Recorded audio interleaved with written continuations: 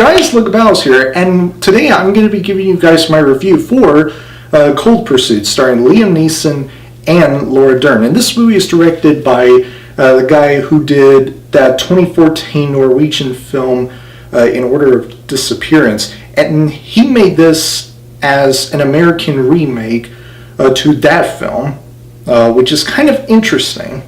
The same director who directed two of the same films, just in two different countries. So Liam Neeson plays a man named Nels Coxman, a snowplow driver whose quiet life comes crashing down when his beloved son dies under mysterious circumstances, and his search for the truth soon becomes a quest for revenge as he seeks cold-blooded justice against a drug lord and his inner circle. So this movie was in my top 10 most anticipated movies of the year for one reason and one reason only. This movie stars my man Liam freaking Neeson, and I'm a gigantic Liam Neeson fan ever since he starred in Taken, which to me personally was the best film he's ever starred in. Period. And let me say this, Liam Neeson obviously did a fantastic job. He is, without a doubt, the crowning jewel of this movie, by far. Nobody else. Nobody in this film I ever heard of, except for Laura Dern, but she was kind of wasted in this movie, to be quite honest with you. She wasn't given much screen time for me to actually care about the character she plays in. So she was kind of wasted to me, but besides her, I don't know anybody else in this entire film, and I actually don't care about anybody else other than Liam Neeson. Liam Neeson, to me, carried this movie on his back with his great performance, great dialogue, great dark humor, which, by the way, the dark comedy in this film is really good. I really like how this film turned out to be such a kind of spoof movie that makes fun of some of the typical generic cliche action films that became so obviously, the type of words that I just described. I like how this film did that. The dark comedy is very solid, especially with the scenes with Liam Neeson killing the bad guys, and that's one of my favorite parts. Every time Liam Neeson kills a bad guy, or whenever some other character kills someone else, there's always a line. It always fades to black, and then you see the names, and you see the crosses, the cross and all that other stuff. And every time they do that, it's just utterly hilarious, particularly when Liam Neeson kills someone and you see the name and the cross on top of it, or some other symbol. That is one of the best parts in the entire film for me. So those are just the positives that I have for this movie, other than Liam Neeson.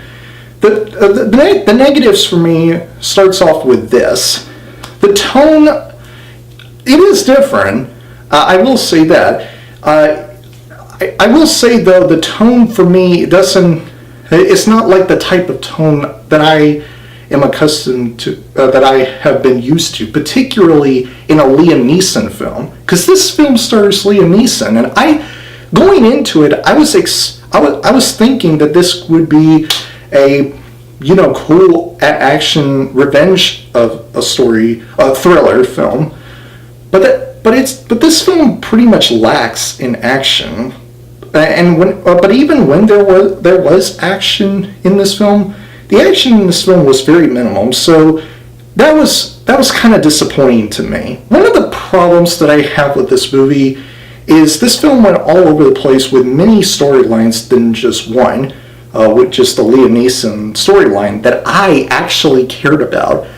There were like few storylines that this film has that I couldn't even care less about. The storylines, besides the main one, were just not that interesting to me. I gotta be honest, I was bored out of my mind a few times. There were certain times where I was just bored whenever, this film doesn't follow much of the Liam Neeson storyline, which is the main storyline, and I'm just like, I really don't care for anybody else in this entire film. Can we just get back to Liam Neeson killing bad guys, for goodness sakes, please? Liam Neeson plays the only character that I wanted to see more often in this film.